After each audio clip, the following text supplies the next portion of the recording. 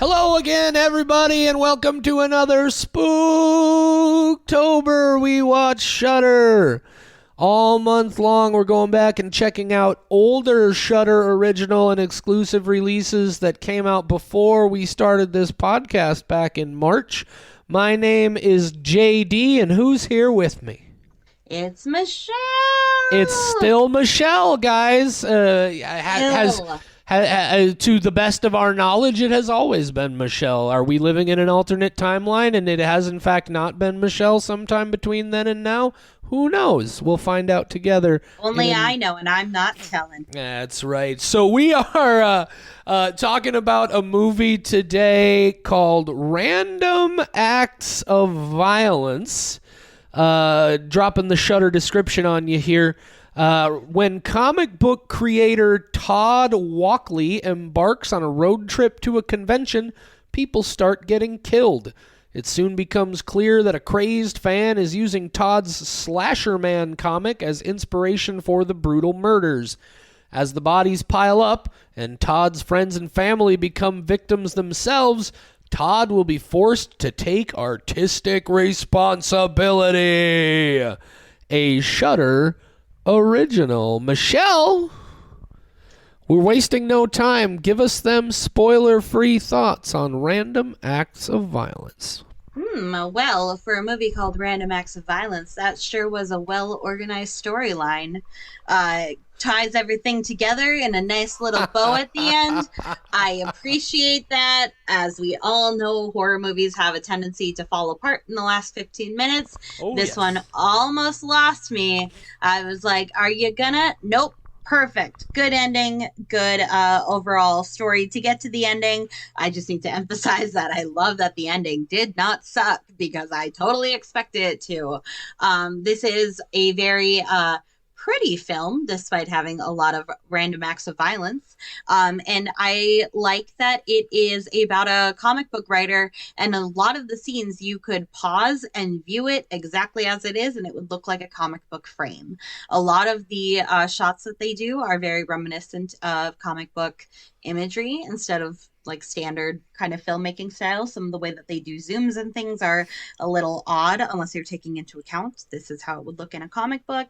Lots of monochromatic shots.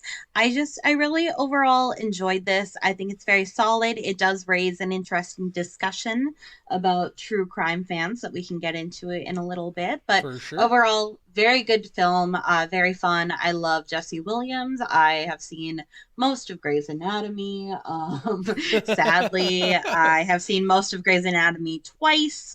And so glad to see what Dr. Avery is all about these days. 4.25 skulls out of 5. That explains why I had no idea who Jesse Williams is, because I have never seen a single episode of Grey's Anatomy. He's also currently on Broadway, and he is in Detroit Become Human. He actually does a lot of voices for video games. I could tell you all day about Jesse Williams. He is a beautiful man. Okay, well, I have some thoughts on the movie that we watched. I just want to talk about Jesse Williams. I love his eyes. Continue. Random Acts of Violence was, I wasn't absolutely blown away in any sense, but it was an enjoyable film. I do agree that it was very, very well made. I have to wonder, not only is it about a comic book creator, but it's based on a comic book of the same name. And I have to wonder how much of the visual elements of the movie are taken directly from the comic. I'd like to go back and look at that, because you're right. There are the framing and the way a lot of this movie is shot definitely has a lot of that flavor. Overall, the story was, I think, okay. I thought it's an issue that has definitely been addressed before. I wasn't utterly taken in by it, but it was perfectly capable. This one, I definitely enjoyed seeing it. I don't know that I would ever rush to see it again, but I also would certainly not discourage anybody from checking it out. This one I'm going to give 3.5 skulls. I think that's fair. That brings us to an average of 3.875 skulls. For random acts of violence. Yeah, I did not do the math in my head. I have an Excel workbook. Well, hey, work smarter, not harder, right? Yeah, So, absolutely. of course, we're going to break down this movie, talk about all sorts of things in real heavy-duty spoilery detail. So if you don't want to have anything spoiled for you before you get a chance to go see the movie, if you haven't seen it yet, this is where you're going to want to hit that pause button. Did you hit the pause button? Well, I mean, if you did, you came back and you hit the play button again. If you didn't, well, it doesn't matter. We're about to keep on with the talking. Michelle. Sorry, I'm stuck on pause. Was I supposed to hit record again? So I guess, first of all, let me ask you, did you know that this was, in fact, based on a comic book? No, I did not. And I immediately made a note when you mentioned that because I am excited to check that out. Yeah, I'm certainly interested in taking a look at that. Something that here's a little peek behind the curtain. We're recording this the same day that we recorded the review for that release, The Sadness, way back in May. Do you remember that fucked up, intense movie? That also was loosely inspired by a comic book. I don't remember what it's Crossed, I believe is what it's called. But so this is two comic book movies here. Random Acts of Violence, definitely beautifully made movie. The movie was directed by Jay Baruchel.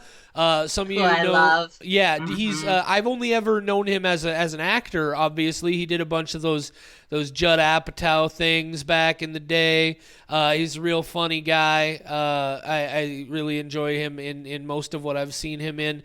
But a real great effort. If I'm not mistaken, I think this is his first directorial feature. And if I'm wrong about that, I feel bad. But no, I thought it was a really well-made film. There is some really intense gore in the movie, but they're very limited set pieces. Not necessarily rising to the same quality and effect, but they exist in sort of the same sense that, like, that sequence in Silence of the Lambs where Hannibal has flayed the police officer and hung him up in the cage for everybody to come find. You know, just those brief explosions of real intense gore and violence, and then we kind of move away from it until, of course, you get to the big climactic sequence, which is, whoo! There's some, that's like like the dinner from Texas Chainsaw Massacre to a whole nother level. It was, there's meat all over that dining room. Delicious. Yeah. Oh God, that room smelled awful. I can I imagine. bet it did. I'm sure much it was bet awful. it did. So, tell us some of your thoughts about Random Acts of Violence, Michelle. Yeah. So, I like that the core, I guess, story of this movie is a discussion that does come up about true crime fans, and at what point it's okay to talk about true crime versus worshiping a killer versus honoring the victims of that killer. I think that is a line that is constantly trying to, like, people are trying to be respectful but still, you know, kind of solve their morbid curiosity, and that's a lot of what this discusses, and I like that. It's like the Michelle McNamara miniseries documentary, and how it was about the victims that were from the, oh God, which one was her killer? I'm blanking on his name. Yeah, California. Oh dear God. We're awful people. I swear to God, I know this. I'll Be Gone in the Dark is the name of the series. What is the name of the killer? Oh, Golden God. State Killer. Golden State Killer. GSK. Oh my God. I just made us How look embarrassing so stupid. for both of like, us. Oh my God. I know. We're like, we really like horror movies. I know nothing. My entire brain is blank. But yeah, it reminded me a lot of I'll Be Gone in the Dark and the discussion about the Golden State Killer, and about how a lot of people talk about the serial killer but don't talk about the victims. And that's really what the main character, Jesse Williams' character, what his girlfriend is trying to do. And they're trying to play, you know, the two different aspects of that. And I don't know, I really like that kind of sub-story a lot. I think they got into the nuance of it, and I enjoyed that part. Yeah, so ultimately it becomes a discussion of, especially when you start basing entertainment on real life tragedy. Like, what responsibility do you have, like you say, to the victims of that real life occurrence? At what point does it become exploitational of those things? To what degree are you perhaps maybe unintentionally, but nevertheless perhaps inspiring or reinforcing ideas in people who may be already damaged and just looking for that last push to send them somewhere? You know, what responsibility those creators have in those situations. And yeah, it's definitely touches on a lot of those themes.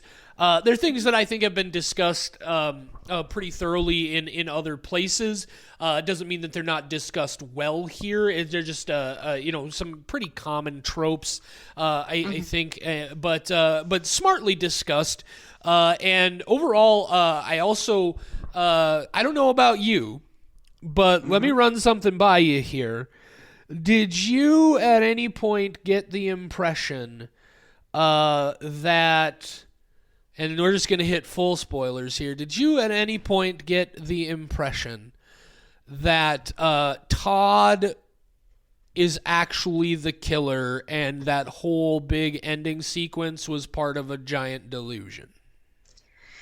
So, I was really, because see, this is where I say like the ending got solid for me, because I was going back and forth about like, is this killer actually real or is he a delusion? And I went back and forth, and then feel like the film told us it is not a delusion. That guy is real.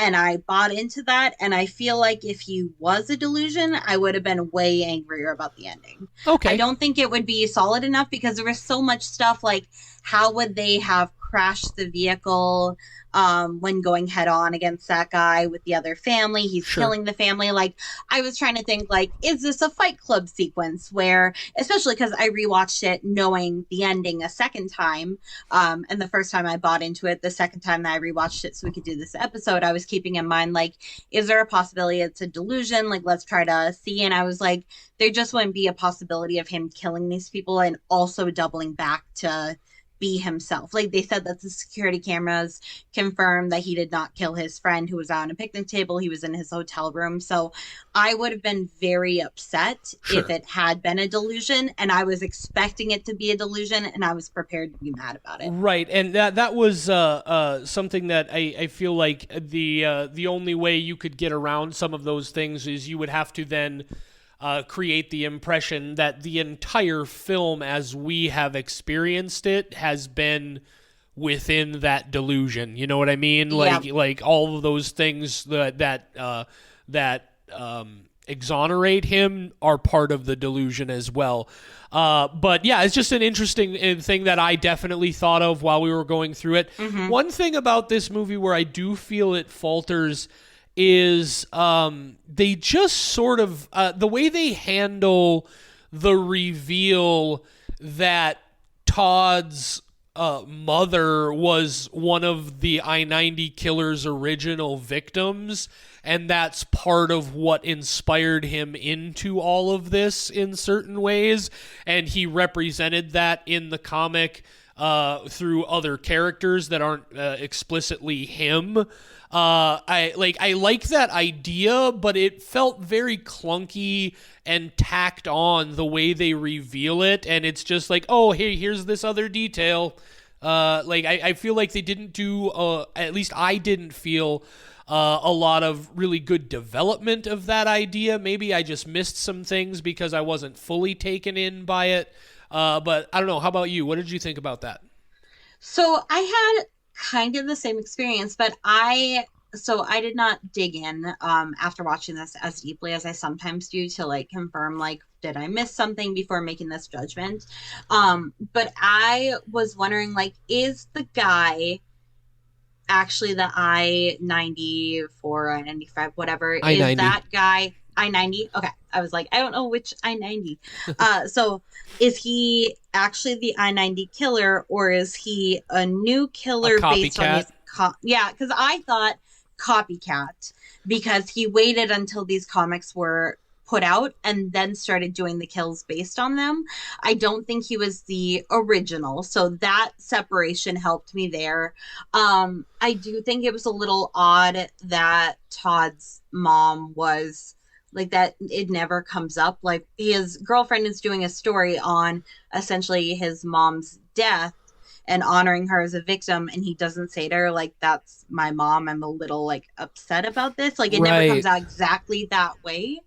And there's no like hints of it, so I almost thought like maybe I'm wrong, and maybe that Todd's mother is not one of like the I-90 victims. She just happened to be another victim in a different case, and I'm confusing the two because we don't have a great picture of the girl in the girlfriend's book. Like maybe that is a different woman who kind of looks like his mom, and he just happened to like have a mom who was killed by somebody. I don't know. It is a little like gray area for me, Sure. and I'm not positive Well, on and you the reality. just to pedal back a little bit, you made a point there that again is kind of interesting to me. I left this movie with the very decided impression that this was not a copycat.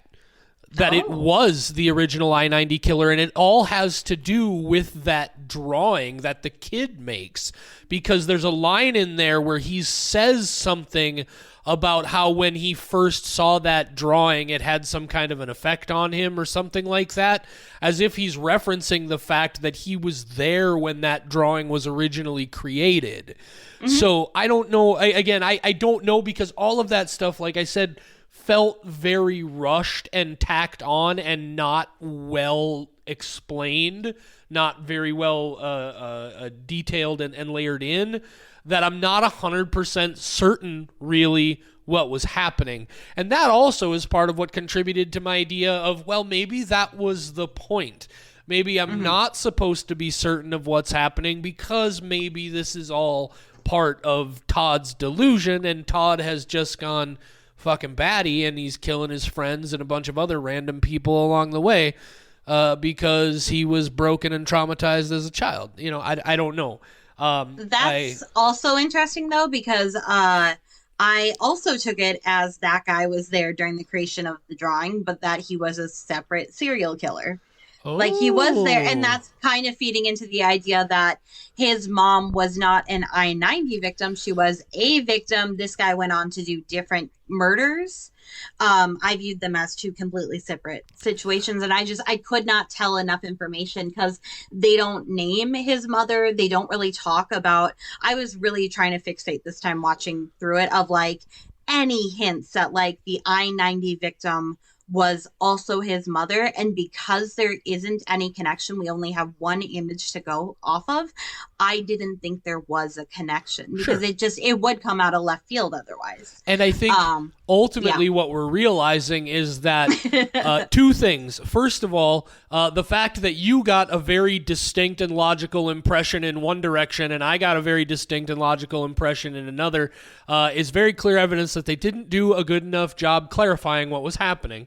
But also, I was confident in my idea. But also that there are plenty of things, there are plenty of ways this story does make sense if you had just given us a little bit more detail, a little bit more specificity and detail along the way, which is why I didn't out and out dislike the story. I thought it was a good story. I thought, it was okay. It could have used a touch up or maybe a script doctor to take a look at it and add a couple of things and move a couple of things around.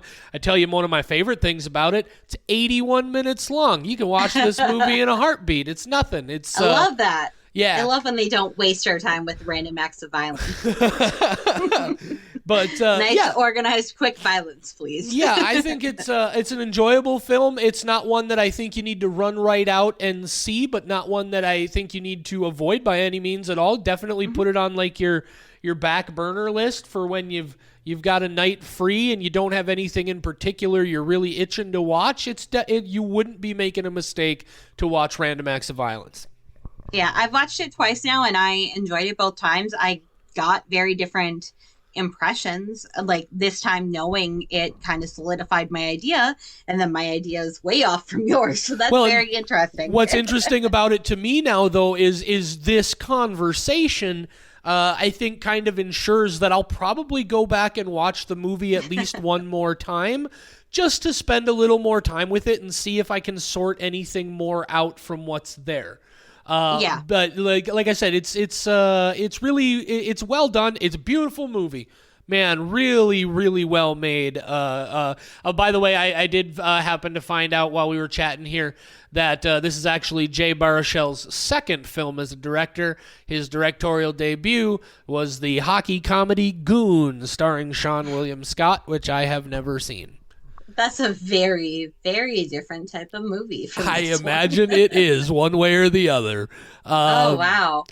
I love Sean William Scott, though. He is one of Minnesota's greatest treasures, so I will watch it. It's got Alicia Cuthbert in it. You know how I feel about her. And Wyatt Russell and Allison Pill. And Jay is in here. I'm going to go watch this movie. That's what this I may have to go check it out just on the fact that I saw a lot of really great directorial choices in Random Acts of Violence. It was an enjoyable film, and I strongly suggest you maybe watch it sometime. I strongly suggest you maybe check it out. That's a very solid, iffy stance to take. Absolutely. Maybe you should possibly kind of maybe watch it if you want to, but no pressure if you don't. For sure. So keep listening. I like it. Yeah, I'll probably watch it a third time now because now I'm curious. Right? Maybe what we should do is if we find an opportunity, we should sit down and watch it together, and we can point out to each other, see, this is what made me think this, and sort of tear it apart together. We'll see how it goes. That sounds great. I will bring my notebook. I'm prepared. It does occur to me that it might take us 4 hours to watch an 81-minute movie that way. That's what I was thinking. We're definitely going to be pausing and just arguing. Like, look at the way her hand is placed. It's clearly on his shoulder. He's not a delusion. She is physically touching him. Right, for sure. Yeah. No, I'll write an essay. I'll send it your way. Making our way through Spooktober. We've got a bunch of these already down. We got a bunch more to go. What movie will we be talking about for these people tomorrow, Michelle? Ooh, tomorrow on October 11th, which I know because right now it is October 10th. I am not recording this in May. It's definitely not May 12th. Not. Yep, nope. But they haven't heard us talk about recording in May yet. It's always been April. This is our first May one. You're right. You're very right. Exciting.